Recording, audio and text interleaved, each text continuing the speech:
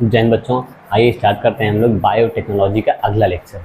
हम लोग पहला पढ़ चुके हैं, उसमें बायोटेक्नोलॉजी के बारे में पढ़े थे और पढ़े थे ईएफबी की परिभाषा क्या थी, सब पढ़ लिए हैं। तो एक बार फिर से देख लेते हैं ईएफबी ने बायोटेक्नोलॉजी क्या परिभाषा दी थी।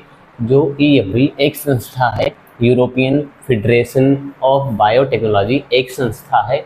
इसने जो है परंपरागत विचार और आधुनिक आणविक जैव प्रौद्योगिकी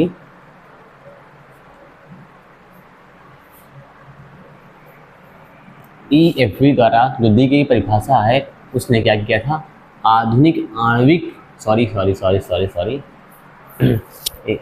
जो ईएफबी द्वारा दी गई परिभाषा है उसमें परंपरागत विचार और आधुनिक आणविक जैव प्रौद्योगिकी का समावेश है। मतलब जो इसने परिभाषा दी है उसमें परंपरागत विचार और आधुनिक आणविक दोनों विचारों का समावेश है। अब सुनिए, इसने क्या कहा था, ईएफबी ने क्या कहा था कि नए उत्पादों तथा सेवाओं के लिए, नए उत्पाद बनाना है, उसके लिए जो उत्पाद बन जाएगा उसे सर्विस भी मिलेगी, सेवा भी मिलेगी। वही बोल रहा है, नए उत्पाद तथा सेवाओं के लिए प्राकृतिक विज्ञान, नेचुरल साइंस व जीवों, कोशिकाओं व उसके अंगों तथा आणविक अनुरूपों का समायोजन, इतना बताया था उसने। अब हम लोग आज स्टार्ट करते हैं बायोटेक्नोलॉजी के सिद्धांत, प्रिंसिपल, जैव प्रौद्योगिकी के सिद्धांत, प्रिंसिपल ऑफ बायोटेक्नोलॉजी, जैव प्रौद्योगिकी के सिद्धांत हेडिंग है, प्रिंसिपल ऑफ बायोटेक्नोलॉजी, जैव प्रौद्योगिकी के सिद्धांत, डालते हैं हेडिंग प्रिंसिपल ऑफ बायोटेक्नोलॉजी।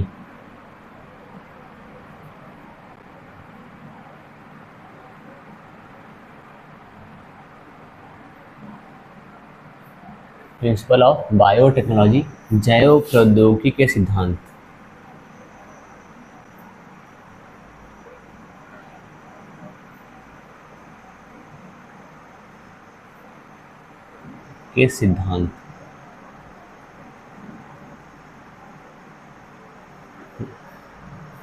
जो आधुनिक जैव प्रौद्योगिकी है, बायोटेक्नोलॉजी है, उसके विकास में दो प्रमुख तकनीकों का योगदान है। वही लिखना है हमें, आधुनिक जैव प्रौद्योगिकी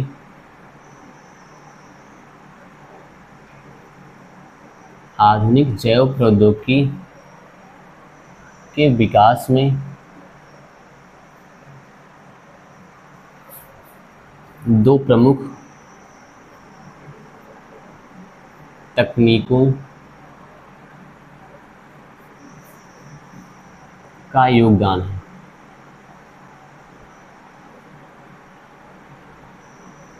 नंबर 1 तकनीक कौन सी है, जेनेटिक इंजीनियरिंग,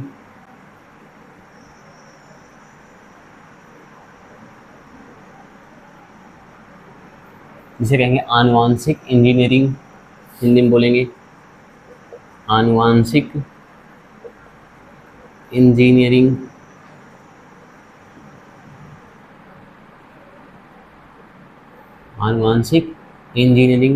दूसरी है बायोप्रोसेस इंजीनियरिंग,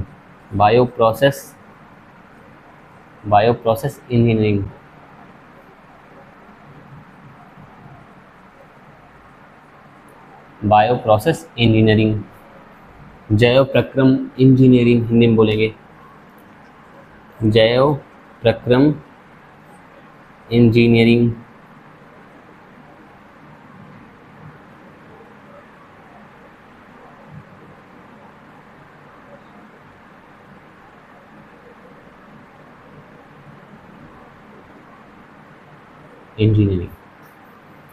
दो, सुनना ध्यान से, जैव प्रौद्योगिकी के सिद्धांत, प्रिंसिपल ऑफ बायोटेक्नोलॉजी, आधुनिक जो जैव प्रौद्योगिकी है, बायोटेक्नोलॉजी है, उसके विकास में दो प्रमुख तकनीकों का योगदान है। कौन कौन से दो प्रमुख, अगर पेपर में पूछता है, मान लो एमसीक्यू बना देता है कि आधुनिक जैव प्रौद्योगिकी के विकास में कितनी प्रमुख तकनीकों का योगदान है, नंबर 1, 1, 2, 3, 4 या कोई नहीं, कुछ बना दे, हम लोग क्या बोलेंगे, दो प्रमुख तकनीकों का योगदान है। नंबर 1 क्या है, आनुवांशिक इंजीनियरिंग। क्या है, आनुवांशिक इंजीनियरिंग। नंबर 2 क्या है, जैव प्रक्रम इंजीनियरिंग, बायो प्रोसेस इंजीनियरिंग। तो हम लोग पहले पढ़ते हैं पहले वाला, सॉरी हम लोग पहले पढ़ते हैं पहला वाला, तो दूसरा मिटा देते हैं। तो पहले पहला पढ़ लें, जेनेटिक इंजीनियरिंग। जेनेटिक मतलब क्या होता है, आनुवांशिक।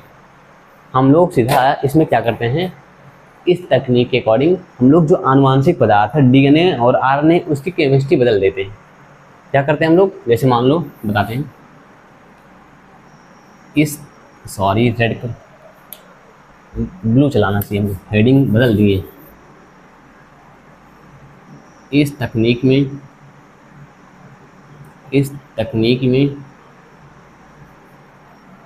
आनुवांशिक पदार्थ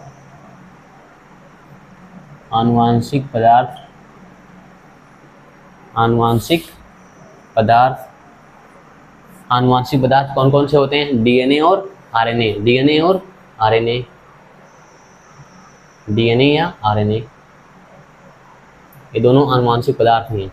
आनुवांशिक इंजीनियरिंग मतलब जेनेटिक इंजीनियरिंग, जो भी इंजीनियरिंग करेंगे वो आनुवांशिक पदार्थ में करेंगे। किसमें करेंगे, आनुवांशिक पदार्थ डीएनए या आरएनए में करेंगे। तो ही लिखा है, इस तकनीक के अनुसार, इस तकनीक में आनुवांशिक पदार्थ डीएनए या आरएनए की केमिस्ट्री मतलब रसायन होता है। सुनना, इस तकनीक के अनुसार, जेनेटिक इंजीनियरिंग के अनुसार, इस तकनीक के अनुसार आनुवांशिक पदार्थ डीएनए या आरएनए की केमिस्ट्री में परिवर्तन करते हैं, के रसायन में परिवर्तन करते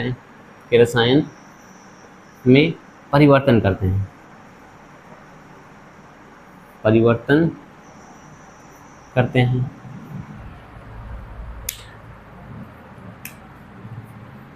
तथा इसको परपोषी जीव,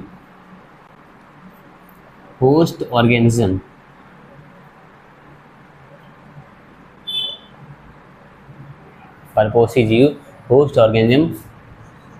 में प्रवेश करा देते हैं,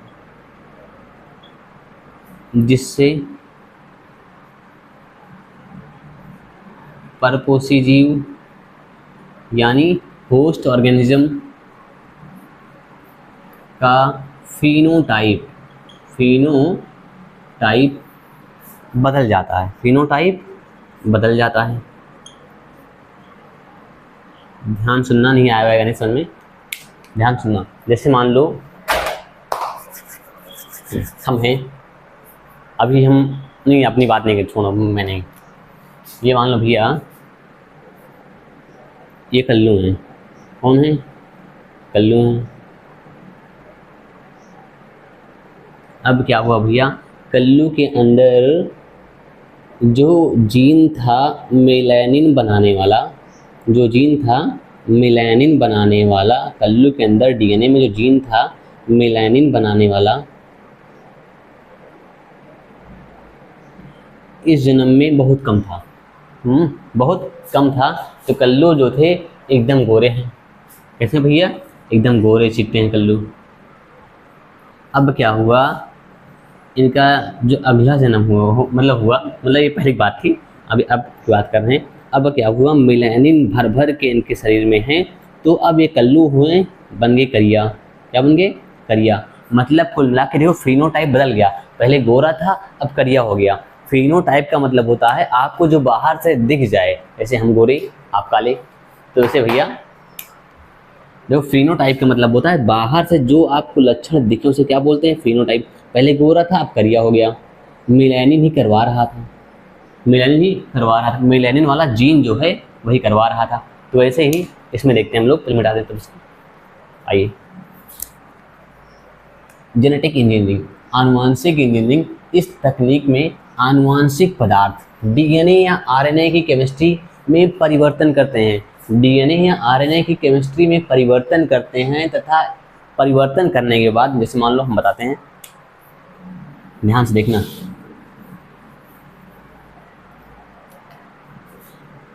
ये कोई बैक्टीरिया है, क्या है ये? बैक्टीरिया है। ये बैक्टीरिया का डीएनए हो गया, ठीक है। अब क्या हुआ, ये बैक्टीरिया का डीएनए है, पता नहीं क्या बना दिए हम डीएनए के बजाय। ये है बैक्टीरिया का डीएनए है, तो ये उसका प्लाज्मिड है। क्या है? प्लाज्मिड है। ध्यान सुनना। अब क्या हुआ, बैक्टीरिया के अंदर पहले इंसुलिन वाला जीन नहीं था, तो पहले ये इंसुलिन नहीं बनाता था, इंसुलिन नहीं बनाता था। अब क्या हुआ, इसके अंदर हमने इंसुलिन वाला जीन डाल दिया। क्या डाल दिया? इंसुलिन वाला जीन। अब देखो ये क्या बनाएगा, इंसुलिन बनाएगा। पहले नहीं बना रहा था, अब इंसुलिन बना रहा है। अब इंसुलिन बना रहा है, अब इंसुलिन बना रहा है। देखो पहले नहीं बना था, बना रहा है। पहले इंसुलिन नहीं बन रहा था, अब बना रहा है, तो फिनोटाइप इसका बदल गया। फिनोटाइप इसका बदल गया, वही लिखा है। परिवर्तन करते हैं तथा इसको परपोषी जीव में प्रवेश करा देते हैं। जो आनुवांशिक पदार्थ था, आनुवांशिक पदार्थ में परिवर्तन करते हैं, उसके बाद परपोषी जीव में भेज देते हैं। परपोषी जीव में भेज दिए। अब क्या हुआ भैया, इसके बाद इसका फिनोटाइप बदल गया। देखो अब इंसुलिन बनाने लगा। अब देखो इंसुलिन बना रहा है, पहले नहीं बना रहा था, बना रहा है, तो फिनोटाइप बदल गया, गुण इसके बदल गए। वही इतना लिखना था। पहले आप इसको लिखो और हम एक बार देख लें कि पूरा वीडियो आ रहा है कि नहीं आ रहा है।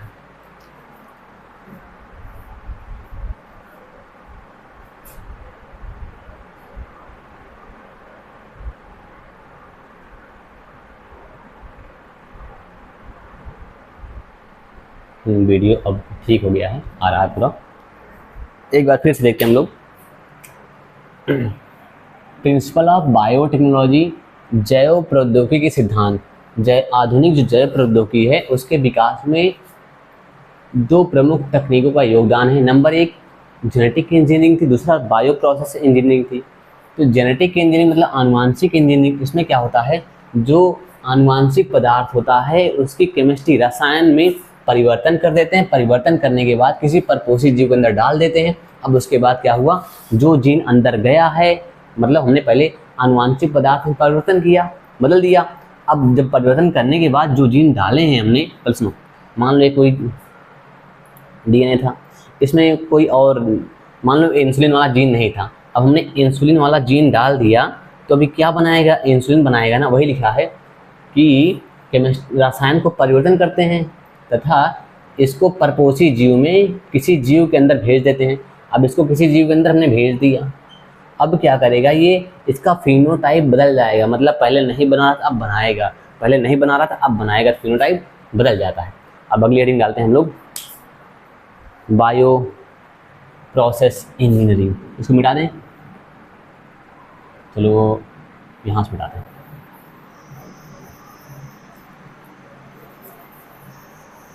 बायो प्रोसेस इंजीनियरिंग अगली हेडिंग है,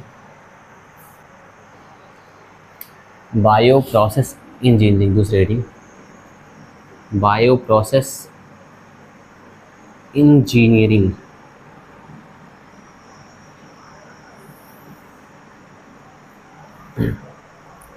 इस तकनीक में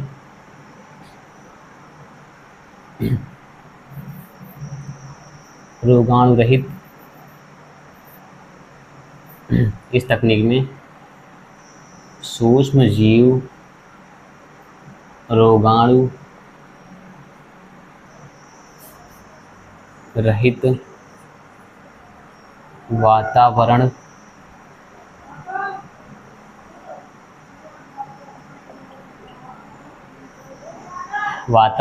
बनाकर, एक सेकंड वेट करिएगा, आइए देखते हैं आगे, थोड़ा काम था। बायो प्रोसेस इंजीनियरिंग, इस तकनीक में सूक्ष्मजीव रोगाणु रहित वातावरण बनाकर केवल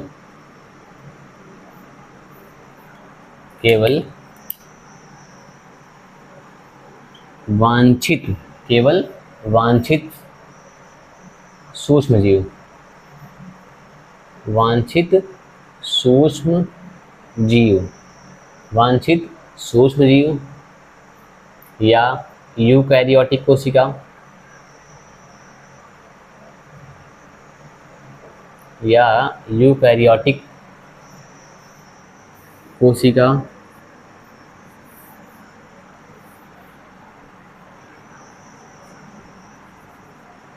की यूकैरियोटिक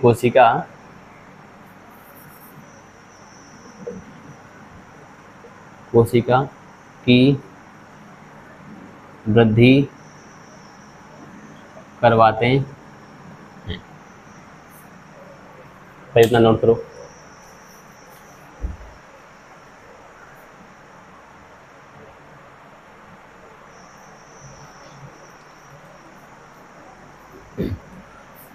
आधुनिक जैव प्रौद्योगिकी के विकास में दो प्रमुख तकनीकों का योगदान है। Number 1 genetic engineering, number 2 bio process engineering. Genetic engineering में क्या था? इसमें क्या था, हम लोग जेनेटिक मटेरियल, आनुवांशिक पदार्थ, डीएनए या आरएनए की केमिस्ट्री क्या करते थे, हम लोग अल्टर करते थे। केमिस्ट्री को हम लोग अल्टर करते, परिवर्तन करते थे। उसके बाद किसी जीव के अंदर हम लोग प्रवेश करा दिया करते थे। इससे इसका फिनोटाइप बदल जाता था, फिनोटाइप बदल जाता था।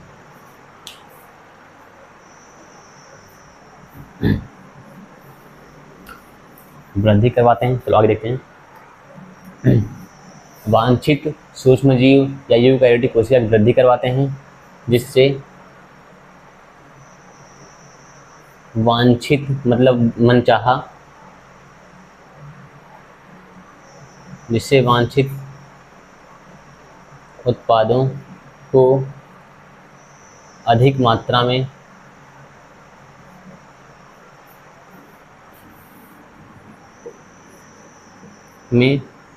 प्राप्त करते हैं या उत्पादन करवाते हैं, प्राप्त करते हैं। जैसे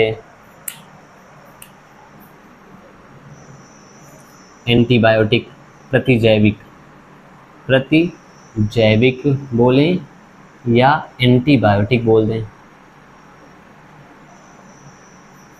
एंजाइम, टीका,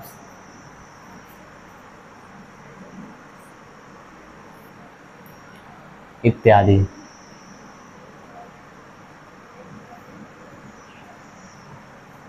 अब इसको आप नोट करो पहले, फिर पहले सुन लेना। बायो प्रोसेस इंजीनियरिंग, इसमें क्या करते हैं, सूक्ष्म जीव रोगाणु, मतलब जो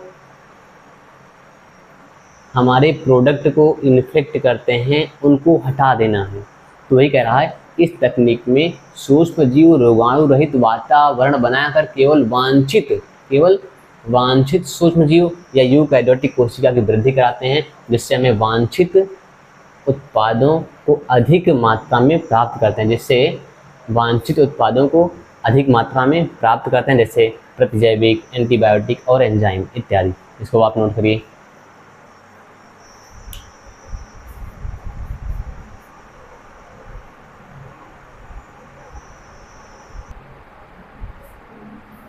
अब देखते हैं आगे, नोट कर लेना आप, इसको मिटा देते हैं। हेडिंग है आनुवांशिक इंजीनियरिंग,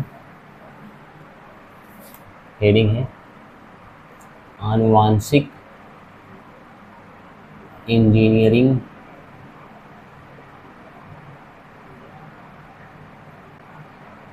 के सिद्धांतों के विचारात्मक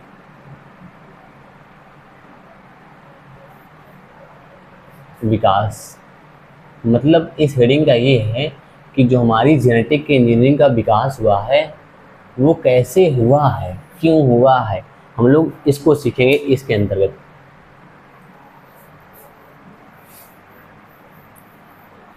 तो पहले डाल लो हेडिंग।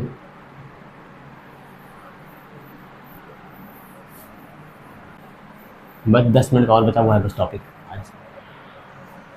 फिर सुनना, आनुवांशिक इंजीनियरिंग के सिद्धांतों के विचारात्मक विकास। इसका विकास क्यों हुआ है, कैसे हुआ है, इसको हम लोग आसानी से आराम आराम पढ़ेंगे स्टेप बाय स्टेप। ध्यान सुनना। यह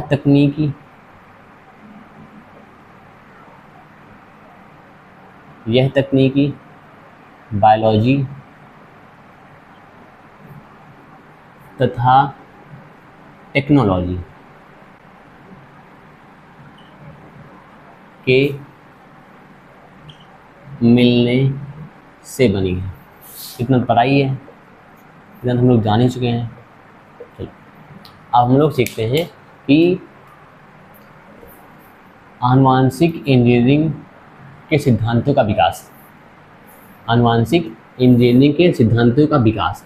तो पहली हेडिंग डाल लेते हैं हम लोग, लैंगिक जनन, सेक्सुअल रिप्रोडक्शन।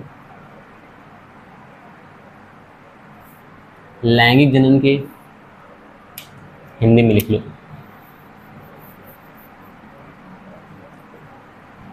लैंगिक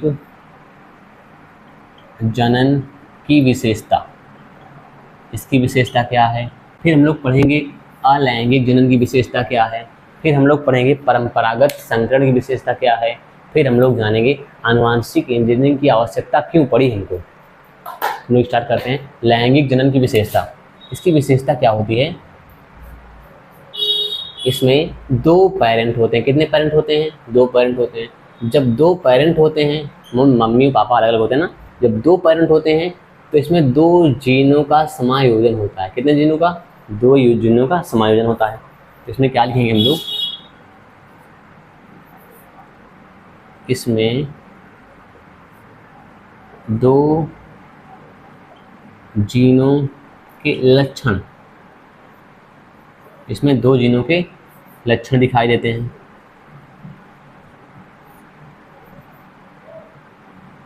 इसमें दो जीनों के लक्षण दिखाई देते हैं, मतलब इसमें दो जीनों का समायोजन होता है। दूसरा पॉइंट, इसमें विभिन्नता होती है। क्या होती है? इसमें विभिन्नता आती है। क्या आती है इसमें? लैंगिक जनन में क्या आती है? विभिन्नता आती है। क्या आती है? इसमें विभिन्नता आती है। विभिन्नता आती है। विभिन्नता जो है ये विभिन्नता जीवों तथा आबादी के लिए लाभदायक हो सकती है। लाभदायक हो सकती है। जैसे हमारी शरीर है, रोगों से लड़ने की प्रति क्षमता, रोगों से लड़ने की क्षमता, रोगों से लड़ने की क्षमता। तो लैंगिक जनन की विशेषता इतनी हमको करनी है कि इसमें पहली बात तो दो पेरेंट होते हैं तो दोनों के लक्षण जो है मिलते हैं। दोनों, इसमें दो जीनों के लक्षण दिखाई, जो बच्चे हैं दोनों के लक्षण दिखाई, मम्मी पापा के लक्षण दिखाई देते हैं। ऐसा नहीं है कि इसमें पड़ोसी के लक्षण दिख जाएं, लट चल जाएगी भैया। अब सुनो, इसमें विभिन्नता आती है। क्या आती है? विभिन्नता आती है। और जो विभिन्नता है ये जीवों तथा आबादी के लिए, मान लो जीव है या आबादी है, उसके लिए लाभदायक हो सकते हैं। जैसे रोगों से लड़ने की क्षमता, रोगों से लड़ने की क्षमता। अब अगली हेडिंग हम लोग पढ़ेंगे अलैंगिक जनन की विशेषता। इसको मिटा दें, जगह नहीं ना। अब लैंगिक जनन की विशेषता। अलैंगिक जनन की विशेषता। अलैंगिक जनन की विशेषता। इसमें क्या होता है? इसमें एक ही पेरेंट होता है तो इसमें विभिन्नता नहीं आती। इसमें विभिन्नता नहीं आती। इसमें विभिन्नता नहीं आती। दूसरा पॉइंट, इनमें आनुवांशिक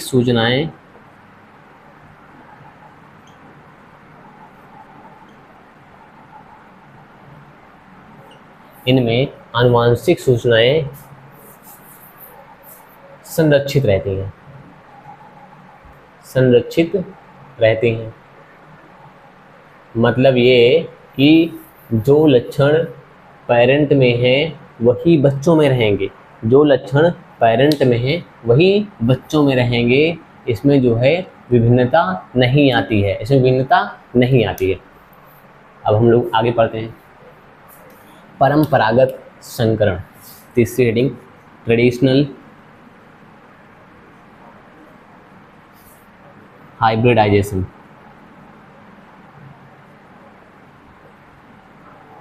परंपरागत संकरण, परंपरागत संकरण। अब सुनना, परंपरागत संकरण मतलब जो हमारे पूर्वज थे इसको बहुत दिनों पहले से करवाते आ रहे हैं, पौधों और जानवरों में करवाते हैं इसको, तो वही लिखना है।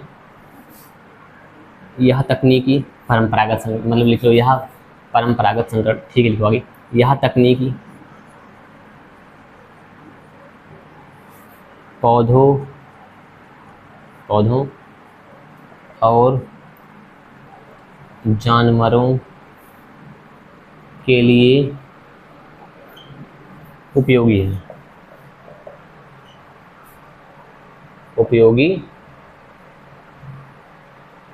है। कौन सी तकनीकी? परंपरागत तकनीकी पौधों और जानवरों के लिए उपयोगी है। इसमें जैसे मान लो परंपरागत संकरण करवा रहे हैं, ये मान लो कुत्ता है, ये फीमेल कुत्ता है, अब इन दोनों का संकरण करवा दिए तो जो इसके अंदर अवांछनीय लक्षण थे वो भी इसके बच्चे के अंदर आ गए, तो इसमें ये कमियां थी कि अच्छे लक्षण के साथ साथ जो अवांछनीय लक्षण थे, खराब लक्षण थे, वो भी बच्चों में चले जा रहे थे, तो ये इसकी विशेष कमियां हैं। तो मैं लिखना है इसमें वांछित लक्षण के साथ साथ अवांछित मतलब खराब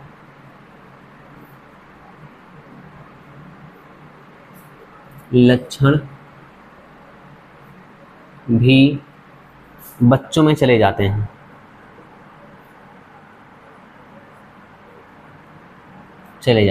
ये इसकी कमियां हैं। अब सुनना, जब इतनी कमियां देख रहे थे उसके बाद ही आनुवांशिक इंजीनियरिंग की आवश्यकता पड़ी, उसको मिटा दें, चौथी हेडिंग डाल दें, आनुवांशिक इंजीनियरिंग की आवश्यकता क्यों पड़ी। हेडिंग है चौथी हेडिंग, आनुवांशिक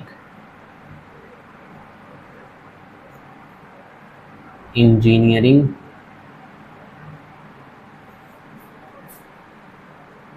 की आवश्यकता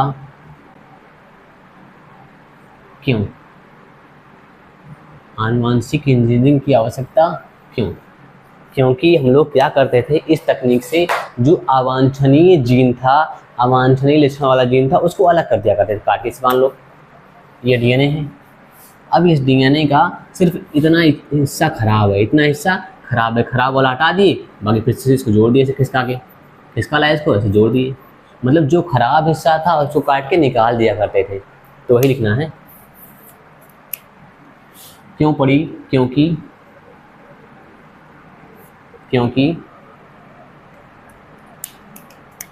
इसमें वांछित डीएनए या जीन को ही जीवों में प्रवेश कराते थे।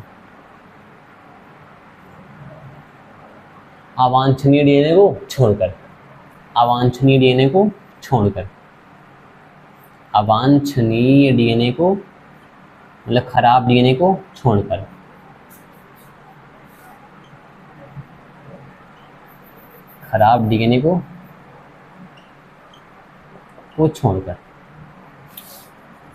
तो इससे ये होता था, जो ऑफस्प्रिंग या बच्चा पैदा हुआ, जो बच्चा बना है, उसमें सिर्फ वांछित लक्षण होंगे, अवांछित लक्षण नहीं होंगे। बस इतना ही आज पढ़ना था। अब आगे हम लोग पढ़ेंगे कि जो बायोटेक्नोलॉजी है इसमें क्या क्या होता है। तो हम लोग इसमें पहले बनाते हैं आरडीएनए। क्या बनाते हैं? आरडीएनए। Recombinant DNA. क्या बनाते हैं? Recombinant DNA. फिर क्या करते हैं, इसकी क्लोनिंग करते हैं। क्या करते हैं, क्लोनिंग करते हैं, मतलब ढेर सारी कॉपी बनाते हैं। उसके बाद ट्रांसफ़र करते हैं। उसके बाद क्या करते हैं, ट्रांसफ़र करते हैं एक जीव से दूसरे जीव में। रिकॉम्बिनेंट डीएनए यानी पुनर्योगज डीएनए। पुनर्योगज डीएनए क्या होता है, इसमें दो अलग अलग डीएनए को जोड़ दिया जाता है। एक डीएनए मान लो ये वाला से, एक डीएनए ये वाला था, इसमें एक डीएनए हमने ये जोड़ दिया। अब ये क्या बन गया, पुनर्योगज डीएनए। क्या बन गया, पुनर्योगज डीएनए। अब इस डीएनए की ढेर सारी कॉपी बना दी जाए तो इसे क्या बोलेंगे, क्लोनिंग। क्लोनिंग क्या बोलेंगे, क्लोनिंग बोलेंगे। ट्रांसफ़र क्या होता है कि अब इस जीव में था ये, अब डाल दिए किसी और जीव में डाल दिए, इससे क्या बोलते हैं, ट्रांसफ़र। क्या बोलते हैं, ट्रांसफ़र बोलते हैं। अब आप लोग इसको पढ़िएगा और अच्छे से नोट करिएगा। हम लोग फिर मिलेंगे अगले लेक्चर के साथ, तब तक के लिए ओके बाय, धन्यवाद।